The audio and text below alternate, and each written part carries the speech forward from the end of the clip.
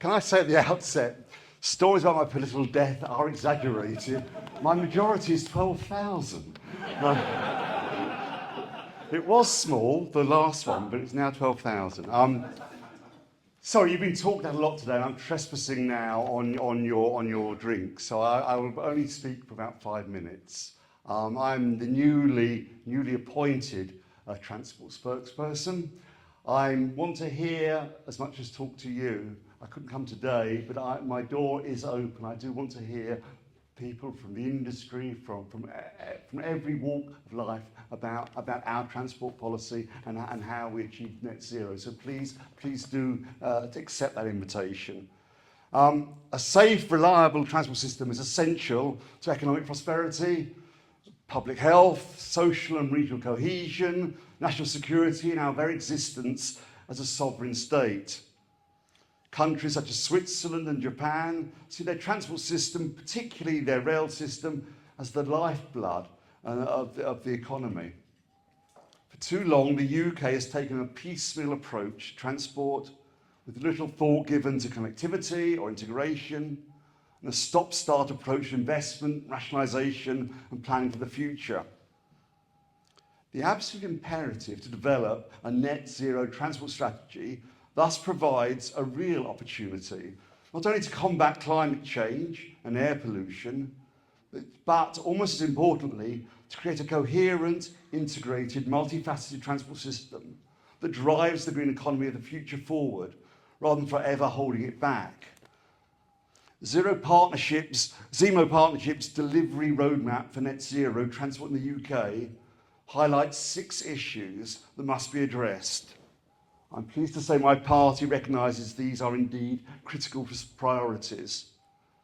Firstly, the absolute requirement to act swiftly.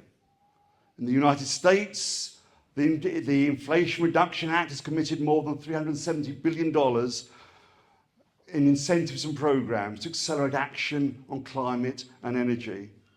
Similarly, the EU has put forward a Green Deal involving some €600 billion worth of investment. Germany and France have additionally developed multi-million-pound euro funds at the national level. In contrast, in the UK, we've dithered.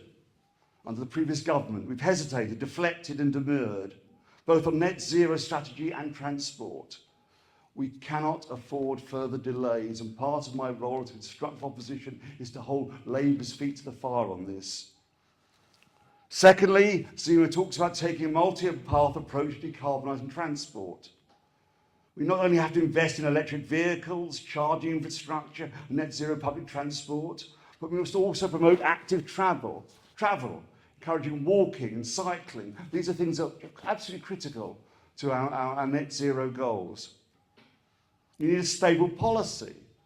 Business needs long-term certainty to make investment decisions for low-carbon technologies and fuels.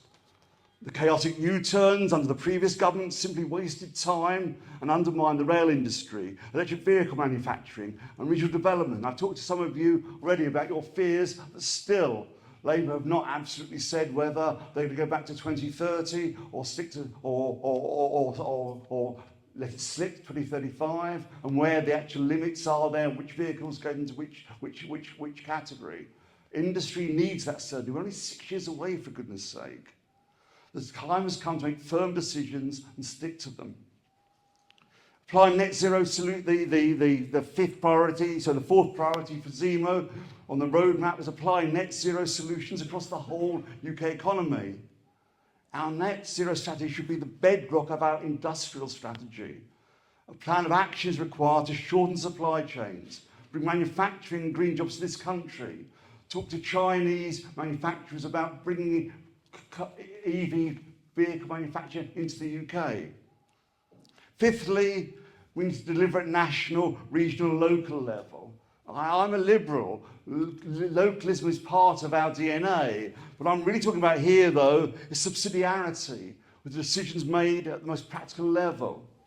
At a national level, Liberal Democrats pack a public body for rail, to join up the industry from track to train, putting commuters first, holding train companies to account, bringing in wholesale reform of the broken fare system, To regional level, an integrated transport system is required. We need more regional structures, such as Transport for London. At a local level, the government must look at ways to support rural bus services, encourage alternatives where those are not viable, such as on-demand services. And lastly, most importantly, the sixth priority for Zemo was ensuring a fair and just transition. The transition to net zero economy will see new green jobs, but there will be winners and losers. And we have to address this. I don't think we are addressing this enough. Gary Smith, the General Secretary of the GMB Union, been particularly vocal on this.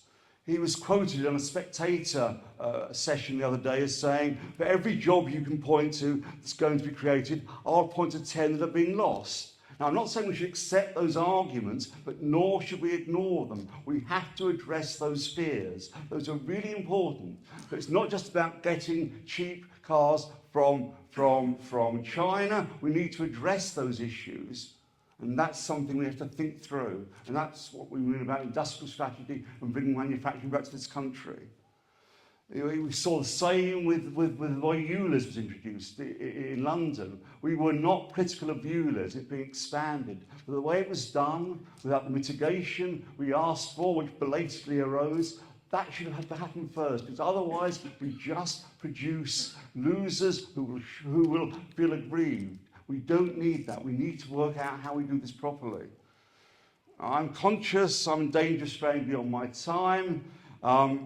And please forgive the necessary broad brush with which I've painted on a canvas. In reality, we need the detail of a calligrapher to get this right. Can I finish by pledging my past commitment to work constructively with this government, hold their feet to the fire, but actually work with them rather than against them in achieving these goals? The net zero opportunity will help us build a green industrial strategy that's rooted and fueled by a radical, multifaceted and inclusive approach to net zero transport. Thank you.